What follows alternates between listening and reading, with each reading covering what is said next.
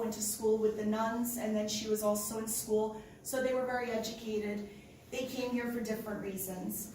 And my grandmother, my nonna, did not want to come here. She had a very sad story with my grandfather, who was not a very good man and abused her. And she was forced to come to this country. And then she was abandoned. She was left here. So she had 4 children, 4 mouths to feed, and she was in a foreign country. And when I think of the strength that my grandmother had, and I think about so many other immigrants that came to this country, it brings me to also think about sometimes how in America, in movies, people are depicted, Italians are depicted. And it's very important for me today to share this story because I want everyone to understand that, yes, it's true. There are Italians that are in the mafia. There are Italians that are thugs. But for the most part, the Italians that came here are good people, hardworking people, and educated people. And it's very important that people understand that. When my grandmother came here, she went to work in a factory because she had no choice. And the name of that factory was called Stella Donna. So I picked this up today. That's why I was a little bit late, because I went to the store and I said, you know what? I need to hold these in my hand. I need to show everybody, because I am sure that everybody here probably has either eaten one of these cookies or has seen it. And so Nonna worked here. And she worked here from 4 in the afternoon to midnight.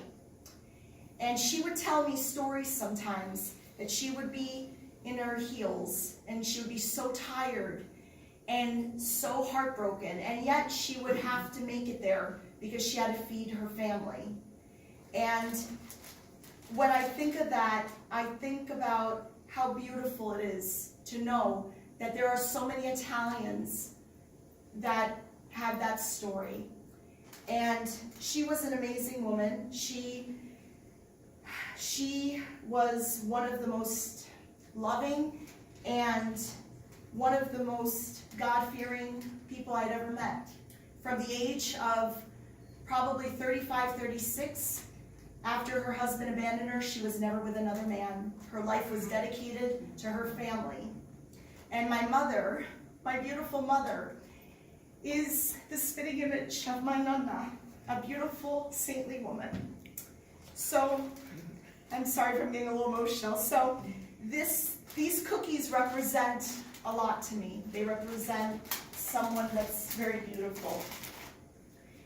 Getting back to film, and getting back to how Italian Americans are depicted. I love Al Pacino and Robert De Niro. They are my favorite actors. When I always had a young soul. When I was young and all the girls in school were hanging up pictures of all the young, American guys, I was hanging up pictures of, the Italian American actors that I loved. And I love those movies because they're entertaining, but it's very important to let everyone know that it's not a full representation about what Italian Americans are. Not all Italian Americans are like that. And my father's story is a beautiful story because I feel it shows about so many Italians that came to this country. When my father came here, he worked his way up. He really did amazing things. He started in a factory. He learned English through going to school. He was 23 years old. And he went from working in a factory with his hands to then getting to work alongside Clive Davis at Arista Records on 5th Avenue. Now, if that isn't the American dream, I don't know what is. So when I think about these stories, I think about people need to know that the Italian American community is filled with all kinds of people. And a lot of them have worked very hard and a lot of them have given their hearts to the family and to the community. So I hope everybody can see that and understand that. 3 years ago, like I said, I started a journey. I started a journey towards finding myself again. And in the process of doing so, I decided I was going to take a chance. I was going to take a chance, and I was going to go back in an old filing cabinet. And in this filing cabinet, there was a manuscript of a book that I had started to write 18 years ago when I lived in New York City. It sat there for 18 years because I didn't believe in myself anymore. I didn't believe in myself, and I didn't think that anybody would want to hear my story. But I was wrong. So the way destiny and fate would have it, from a combination of events, I was able to write this story. And an artist in Italy who lives in Puglia, saw my manuscript, and he thought that I had an amazing story to tell because it was about unconditional love. It was about appreciating yourself for who you are. So he told me that he was going to illustrate my book without charging me anything, just because he wanted the world to see it. So again, that brings us back to La Forza del Destino, right?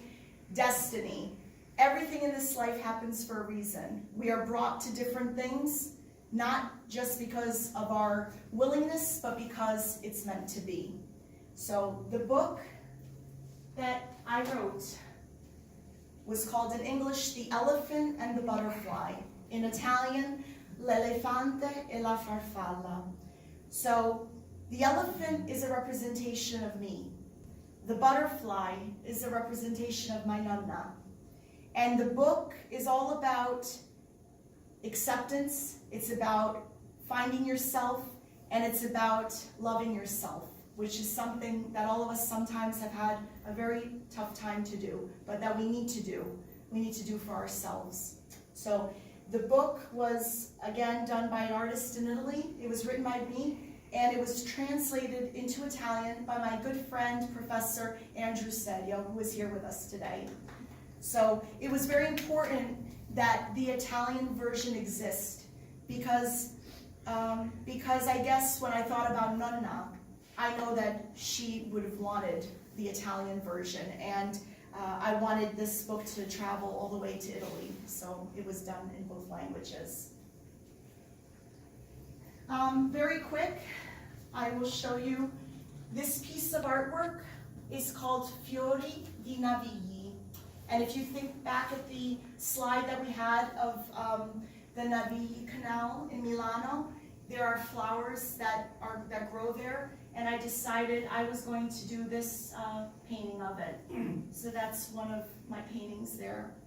The one right over here is called L'Immensità, which means something that is immense, and there are planets, a galaxy, and you can see that there.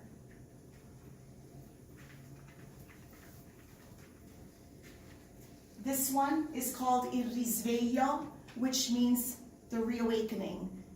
So that's one that I did here.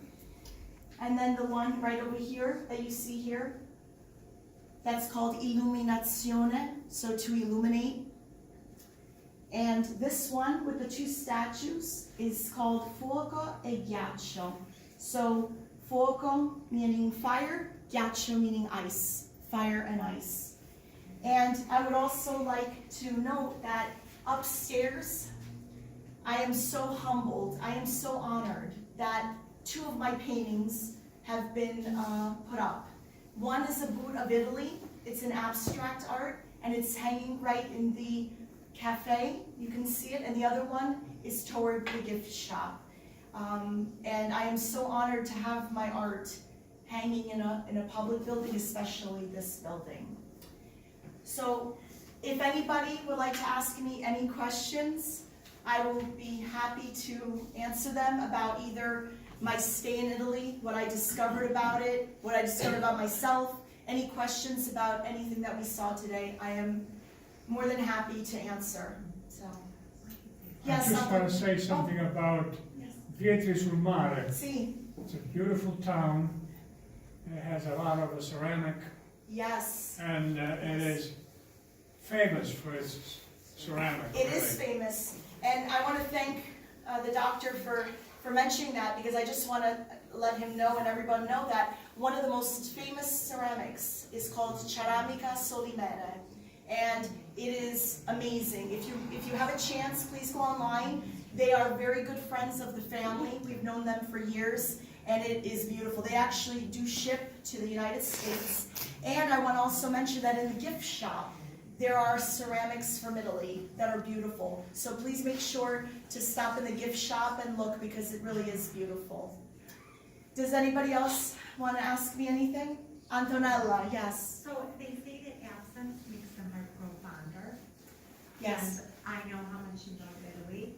And Yeah. so do you think because you're American and you're living here that you kind of get that extra gift of always knowing what Italy is, and then that hope to go back, and that excitement that, oh, I can go visit? Do you think it makes your love for Italy stronger? Antonella, I think you captured everything in that, and thank you for asking that. I think that's exactly what it is. I will be very honest, I love my country. There are so many beautiful things in America, but the truth is, my heart is in Italy. And my home is here because of my son, my beautiful son that's in the front row, Matteo, and my husband. But I think one day I can definitely see myself living maybe sometimes in Italy and sometimes here, because I feel that there's a part of me that's there, and I feel that it will always be very special to me. But I think what you said about I would like to call it nostalgia, right? Yes, the more you are away from certain things, the more you appreciate them. So I think that that's exactly what that is, yes. And also I just want to add that, you know, it's very important that for those of us that have children, for those of us that have family, it's very important to pass on what our parents gave to us. What my parents gave to me, I try to pass on to my son. And I think when Italy won the European Cup, did everybody I'm sure saw that, right? How wonderful. I remember telling my son and my husband, we need to go see this game in a cafe, in a bar, somewhere. I refuse to sit home and watch this game because I need to show and feel my pride. And I want my son to experience that. Just like when I was living in Italy and I would watch the World Cup. And at first my son said, Mom, I don't want to go. I don't want to go. But then I said, Matteo, give it a chance. Come with me. And if you don't like it, you never have to go again. We ended up coming down on hurdle. And we went to Mesquite. And it was funny because we were surrounded by the English. I don't know where all the Italians were in Buffalo that day, but they were not there. So we were the minority. I think there were maybe 4 or 5 other Italians. And I said, you know what, I'm not going to leave. I am going to stay here, and I am going to represent the love and the affection for Italy. And it was an amazing game. They won. It was beautiful. And let me tell you, seeing my son jump up in the air and cheer and say, Mom, they did it, they won, what it did to my heart was beautiful. Because in him, I saw myself. I saw that pride and that love. And that's what I think everybody needs to aspire to. Does anyone else have any questions? Yes, in the back. If you could move anywhere in Italy, where would you? That's a very good question.